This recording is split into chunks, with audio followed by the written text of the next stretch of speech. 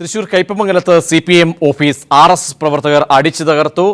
ഇടക്കലങ്ങളിൽ ഉള്ള local committee ഓഫീസാണ് തകർത്തത്. BJP ഹർത്താലിനിടെയാണ് സംഭവം. വിശദാംശങ്ങളുമായി ദിൽജിത്ത് ചേരുന്നു. ദിൽജിത്ത്, എപ്പോഴായിരുന്നു ആക്രമണം? ഹർത്താൽ പുരോഗമിക്കുന്നതിനിടെയാണോ ആക്രമണം ഉണ്ടായത്? പ്രജീഷ്, അല്പസമയം മുമ്പാണ് BJPയുടെ പ്രതിഷേധ പ്രകടനം നടക്കവേ CPIM എടവിലങ്ങ് ലോക്കൽ കമ്മിറ്റി ഓഫീസിന് നേരെ ആക്രമണം ഉണ്ടായത്. ഓഫീസ് പൂർണ്ണമായും അടിച്ചു തകർത്ത നിലയിലാണ്.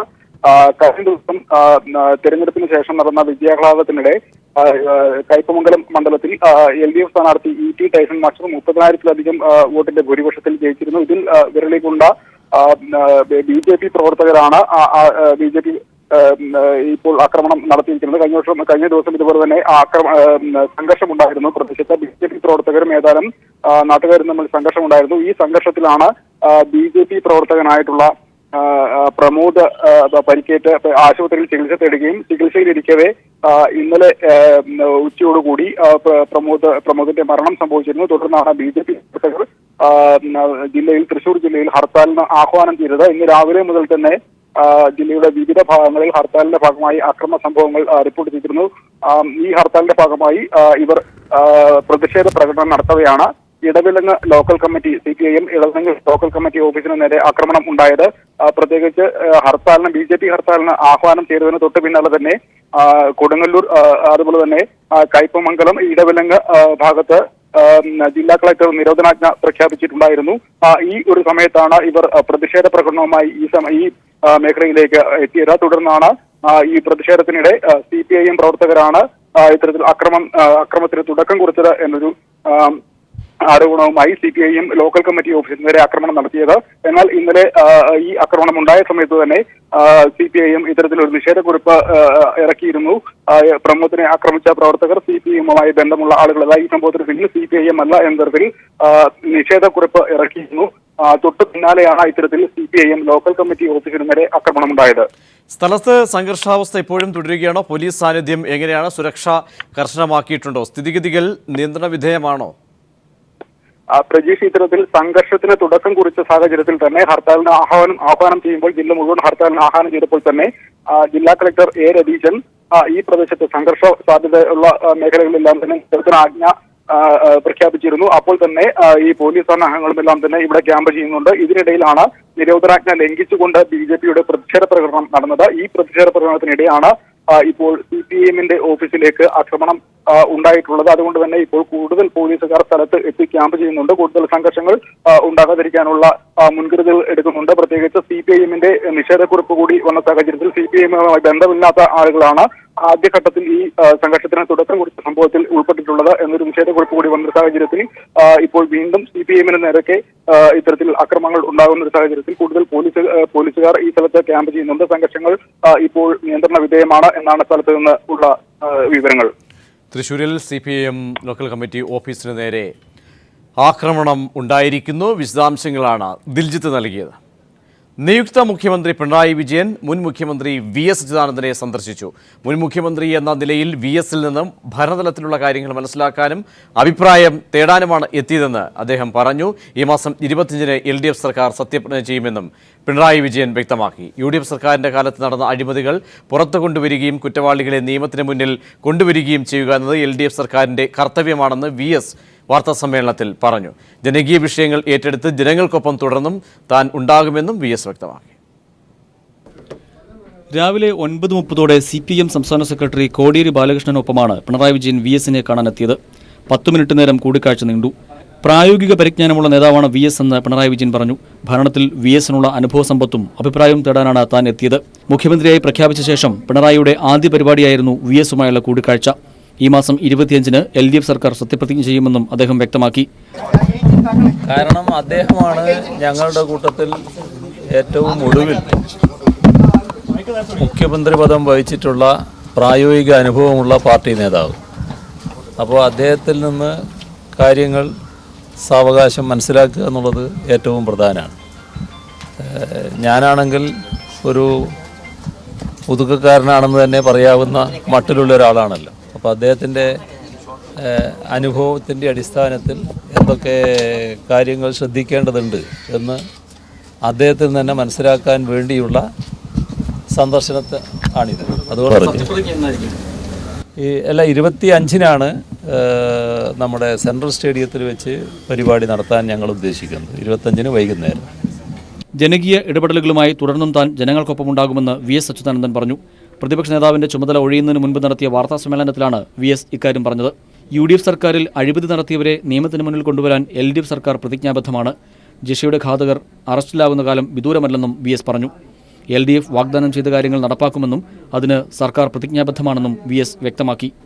ജനങ്ങളുടെ പ്രതീക്ഷകൾക്കനുസരിച്ചുള്ള ഭരണം നൽകാൻ ഇടതുപക്ഷ ജനാധിപത്യ മുന്നണിക്ക് അവസരം നൽകിയ എല്ലാ കേരളീയരോടും ഒരിക്കൽ കൂടി നന്ദി പ്രകാശിപ്പിക്കുന്നു. തുടർന്നുള്ള ദിവസങ്ങളിലും ജനകീയ വിഷയങ്ങളിലും ഇടതുപക്ഷ നിലപാടും ഉയർത്തിപ്പിടിച്ച് ഞാൻ കേരളത്തിലെ ജനങ്ങളുടെ കാവലാളായി നിലകൊള്ളുമെന്നും ഞാൻ നിങ്ങൾക്ക് ഉറപ്പു നൽകുന്നു. News bureau, Thiruvananthapuram. നിയുക്ത മുഖ്യമന്ത്രി പിണറായി വിജയൻ CPI സംസ്ഥാന സെക്രട്ടറി കാനം രാജേന്ദ്രനെയും മുൻ മുഖ്യമന്ത്രി ഉമ്മൻചാണ്ടിയെയും സന്ദർശിച്ചു. CPIM സംസ്ഥാന സെക്രട്ടറി കോടിയേരി ബാലകൃഷ്ണനൊപ്പമായിരുന്നു പിണറായിയുടെ സന്ദർശനം. കൂടിക്കാഴ്ചയിൽ ഉമ്മൻചാണ്ടിയെ LDF സർക്കാരിന്റെ സത്യപ്രതിജ്ഞയ്ക്ക് പിണറായി ക്ഷണിക്കുകയും ചെയ്തു. നിയുക്ത മുഖ്യമന്ത്രി പിണറായി വിജയൻ കന്റോൺമെന്റ് ഹൌസിൽ VS അച്യുതാനന്ദനെ സന്ദർശിച്ച ശേഷമാണ് CPI ആസ്ഥാനമായ MN സ്മാരകത്തിലെത്തിയത്. MN സ്മാരകത്തിൽ CPI സംസ്ഥാന സെക്രട്ടറി കാനം രാജേന്ദ്രൻ, മുതിർന്ന നേതാക്കളായ പന്ന്യൻ രവീന്ദ്രൻ, KE ഇസ്മായിൽ, ബിനോയ് വിശ്വം തുടങ്ങിയ നേതാക്കളുമായി കൂടിക്കാഴ്ച നടത്തി. CPIM സംസ്ഥാന സെക്രട്ടറി കോടിയേരി ബാലകൃഷ്ണനും പിണറായിക്കൊപ്പമുണ്ടായിരുന്നു. 15 മിനിറ്റോളം നീണ്ടുനിന്നു കൂടിക്കാഴ്ച. തീർത്തും സൗഹാർദ്ദപരമായിരുന്നു കൂടിക്കാഴ്ചയെന്ന് പിണറായി വിജയൻ മാധ്യമങ്ങളോട് പ്രതികരിച്ചു. ഇപ്പോൾ ഞങ്ങൾ ഒരു സൗഹൃദ സംഭാഷണം നടത്തിയത് മാത്രമാണ്. അത്തരം കാര്യങ്ങളൊന്നും ഇപ്പോൾ ഡിസ്കസ് ചെയ്തിട്ടില്ല. അതെ, അതൊക്കെ LDF കഴിഞ്ഞിട്ട് പറയുന്നതാണ് നല്ലത്. മദ്യനയം സംബന്ധിച്ചും മന്ത്രിസഭ സംബന്ധിച്ചുമുള്ള കാര്യങ്ങൾ LDF ചർച്ച ചെയ്ത് തീരുമാനിക്കുമെന്നും അദ്ദേഹം വ്യക്തമാക്കി. MN സ്മാരകത്തിൽ നിന്നും നേരെ മുൻ മുഖ്യമന്ത്രി ഉമ്മൻചാണ്ടിയുടെ അടുത്തേക്ക് ജഗതിയിലെ അദ്ദേഹത്തിന്റെ വസതിയിലെത്തിയാണ് പിണറായി ഉമ്മൻചാണ്ടിയെ കണ്ടത്. കൂടിക്കാഴ്ചയിൽ LDF സർക്കാരിന്റെ സത്യപ്രതിജ്ഞയ്ക്ക് ഉമ്മൻചാണ്ടിയെ ക്ഷണിച്ചതായി പിണറായി പറഞ്ഞു. ഇല്ല, തൊട്ട് മുമ്പ് മുഖ്യമന്ത്രിയായിരുന്ന ഉമ്മൻചാണ്ടിയുമായിട്ട് സൗഹൃദം പങ്കിട്ടു എന്നതേ ഉള്ളൂ. പുതിയ ഗവൺമെൻറ് വരുമ്പോൾ ഞങ്ങൾ തമ്മിൽ സംസാരിക്കേണ്ട കാര്യങ്ങൾ സംസാരിക്കുകയും ചെയ്തു. അതാണ്. പിന്നെ അതിനല്ലേ പ്രധാനമായും വന്നത് തന്നെ. LDF സർക്കാർ അധികാരത്തിലേറുന്ന സാഹചര്യത്തിൽ എല്ലാവരുടെയും പിന്തുണ ഉറപ്പിക്കുകയായിരുന്നു കൂടിക്കാഴ്ചയുടെ ലക്ഷ്യം. News bureau, Thiruvananthapuram. ഇടതു സർക്കാർ പുതിയ മദ്യനയം പ്രഖ്യാപിക്കുമെന്ന് കാനം രാജേന്ദ്രൻ. നിലവിലെ മദ്യനയം ഉമ്മൻചാണ്ടിയുടെ തട്ടിപ്പ് നയമാണ്. മദ്യനിരോധനം ഉട്ടോപ്യൻ സങ്കല്പമാണെന്നും അദ്ദേഹം വ്യക്തമാക്കി. മദ്യനിരോധനമല്ല ഞങ്ങളുടെ ലക്ഷ്യം, മദ്യവർജനമാണ്. കേരളത്തിന് ഒരു സാമൂഹ്യ വിപത്താണ് മദ്യം എന്ന കാര്യത്തിൽ ഞങ്ങൾക്ക് തർക്കമില്ല. പടിപടിയായി അതിൻ്റെ ഉപഭോഗം കുറച്ചു കൊണ്ടുവരാനുള്ള ഒരു നയം, ഒരു നടപടിയും LDFിൻ്റെ ഭാഗത്തു നിന്നുണ്ടാകും.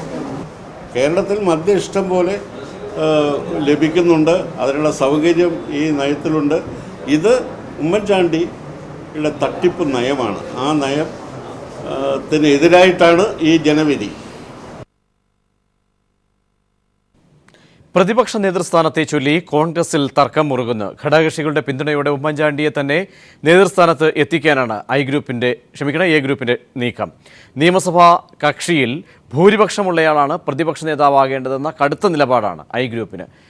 KPCC തലപ്പത്ത് മാറ്റം വേണമെന്നും ഇരു ഗ്രൂപ്പുകളും ആവശ്യപ്പെടും. പ്രതിപക്ഷ നേതൃസ്ഥാനം വേണ്ടെന്ന് പരസ്യമായി പറയുമ്പോഴും ഉമ്മൻചാണ്ടിയെ നേതാവാക്കാനുള്ള ചരടുവലികൾ എ ഗ്രൂപ്പ് ശക്തമാക്കി. പ്രമുഖ എ ഗ്രൂപ്പ് നേതാക്കൾ രാവിലെ ഉമ്മൻചാണ്ടിയുടെ വസതിയിൽ യോഗം ചേർന്നു. മുസ്ലിം ലീഗിന്റെയും KM മാണിയുടെയും പിന്തുണയോടെ ഉമ്മൻചാണ്ടിയെ പ്രതിപക്ഷ നേതാവാക്കാനാണ് നീക്കം. അതേസമയം കോൺഗ്രസ് നിയമസഭാ കക്ഷിയിൽ ഭൂരിപക്ഷമുള്ള സാഹചര്യത്തിൽ ഒരു വിട്ടുവീഴ്ചയ്ക്കും ഐ ഗ്രൂപ്പ് തയ്യാറാകില്ല. 12 MLA-മാരുടെ പിന്തുണയോടെ രമേശ് ചെന്നിത്തല പ്രതിപക്ഷ നേതാവാകുമെന്ന് ഐ ഗ്രൂപ്പിലെ പ്രമുഖർ പറയുന്നു. എ ഗ്രൂപ്പിന് പരമാവധി 8 MLA-മാരുടെ പിന്തുണയേ ഉള്ളൂ. ഘടകകക്ഷികൾ കോൺഗ്രസിന്റെ ആഭ്യന്തര കാര്യത്തിൽ ഇടപെടേണ്ടെന്നും ഐ ഗ്രൂപ്പ് നിലപാടെടുക്കുന്നു. ഹൈക്കമാൻഡ് ഇടപെടൽ വഴി ഉമ്മൻചാണ്ടിയെ നീക്കാമെന്നാണ് സുധീരന്റെ കണക്കുകൂട്ടൽ. പാർട്ടി ഹൈക്കമാൻഡുമായി സംസാരിച്ച് അത് സംബന്ധിച്ചുള്ള നടപടിക്രമങ്ങൾ ഞാൻ ഇന്നലെ AICC general secretary Shri Mukul വാസനിക്കുമായി സംസാരിച്ചിരുന്നു. അപ്പോൾ ഇത് സംബന്ധിച്ചുള്ള നിർദ്ദേശം വരും. പരാജയത്തോടെ കോൺഗ്രസ് തലപ്പത്ത് മാറ്റം വേണമെന്ന ആവശ്യവും AI ഗ്രൂപ്പുകൾ ശക്തമാക്കി. സുധീരന്റെ നിലപാടുകൾ പരാജയത്തിന് കാരണമായെന്ന് 2 ഗ്രൂപ്പുകൾക്കും പരാതിയുണ്ട്. തിങ്കളാഴ്ച ചേരുന്ന KPCC യോഗത്തിൽ നേതൃമാറ്റം ഉന്നയിക്കപ്പെട്ടേക്കുമെന്നാണ് സൂചന. MR Sajesh, news bureau, Thiruvananthapuram. തുടർഭരണം എന്ന പ്രതീക്ഷയുമായി ഇറങ്ങിയ UDFന് തോൽവിയേക്കാൾ ആഘാതമുണ്ടാക്കുന്നത് മറ്റൊന്നാണ്. ഒരു കാലത്ത് കോൺഗ്രസിന്റെ ശക്തി തെളിയിച്ചിട്ടുള്ള 4 ജില്ലകളിൽ അവർ സംപൂജ്യരാണ്. മാത്രവുമല്ല, തൃശൂർ ഉൾപ്പെടെയുള്ള ജില്ലകളിൽ കോൺഗ്രസിന് കിട്ടിയത് 1 സീറ്റ് മാത്രം. കൊല്ലം, ഇടുക്കി, കോഴിക്കോട്, കാസർഗോഡ് ജില്ലകളിലാണ് കോൺഗ്രസ് സംപൂജ്യരായി മടങ്ങിയത്. കഴിഞ്ഞ നിയമസഭാ തെരഞ്ഞെടുപ്പിൽ UDF ഭരണത്തിലെത്തിയിട്ടും അന്നും കോൺഗ്രസിന്റെ ഈ ജില്ലകളിലെ പ്രകടനങ്ങൾ സമാനമായിരുന്നു. കൊല്ലത്ത് മത്സരിച്ച 8 സീറ്റുകളിൽ 8ഇടത്തും തോൽവി ഏറ്റുവാങ്ങി. 2011 അപേക്ഷിച്ച് ഇക്കുറിയൊരു മുന്നേറ്റം കോൺഗ്രസ് കൊല്ലത്ത് പ്രതീക്ഷിച്ചിരുന്നു. ഇടുക്കിയിൽ 5 സീറ്റുകളിലെ പഴയ അപ്രമാദിത്യം ഇവിടെ ഓർമ്മയായി. കോൺഗ്രസിന്റെ കുത്തക മണ്ഡലങ്ങളെല്ലാം അവരെ കൈവിട്ടു. ഇടുക്കിയിൽ കഴിഞ്ഞ 2 തെരഞ്ഞെടുപ്പുകളിലായി ഫലം ഇതുതന്നെയാണ്. ഇടുക്കിയിൽ 2 ആണെങ്കിൽ കോഴിക്കോട് 3 തെരഞ്ഞെടുപ്പുകളിലായി കോൺഗ്രസിന്റെ ഒറ്റ സാരഥി പോലും നിലം തൊട്ടിട്ടില്ല. മുനീറും അബ്ദുള്ളയും കോഴിക്കോട് വിജയം കണ്ടുവെങ്കിലും അതൊക്കെ ലീഗിന്റെ ക്രെഡിറ്റിലേക്ക് പോകും. കാസർഗോഡും മറ്റൊന്നുമല്ല സ്ഥിതി, പൂജ്യർ തന്നെ. ഇതിനു പുറമെ പത്തനംതിട്ട, ആലപ്പുഴ, മലപ്പുറം, തൃശൂർ, വയനാട് ഇവിടെയെല്ലാം കോൺഗ്രസിന് കിട്ടിയത് ഓരോ MLA-മാരെ വീതം മാത്രമാണ്. AP അനിൽകുമാറാണ് മലപ്പുറത്തെ കോൺഗ്രസിന്റെ പ്രതിനിധി. പത്തനംതിട്ടയിൽ ശിവദാസൻ നായരെ വീണ തറപറ്റിച്ചപ്പോൾ കോന്നിയിൽ ഒതുങ്ങി കോൺഗ്രസ്. തൃശൂരിൽ ഇഞ്ചോടിഞ്ചു പോരാട്ടത്തിൽ കിട്ടിയ വടക്കാഞ്ചേരിയും, ആലപ്പുഴ ജില്ലയിൽ ചെന്നിത്തലയ്ക്കും, വയനാട്ടിൽ IC ബാലകൃഷ്ണനും മാത്രമാണ് ജയിക്കാനായത്. 4 സീറ്റുകളിൽ ഗോൾഡൻ ഡക്ക് അടിച്ചാണ് കോൺഗ്രസ് തെരഞ്ഞെടുപ്പിനോട് വിട പറഞ്ഞത്. തുടർഭരണമെന്നും 80-ലധികം സീറ്റുകളെന്നും മനക്കോട്ട കിട്ടിയ നേതൃത്വത്തിനെ പരാജയത്തെക്കാൾ വിഷമിപ്പിക്കുന്നത് ഈ പൂജ്യങ്ങൾ തന്നെ. News desk.